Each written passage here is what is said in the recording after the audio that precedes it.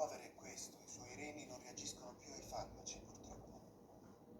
Temo che dovrà iniziare la dialisi. Vado pazza per la dialisi. Già, ma il problema è che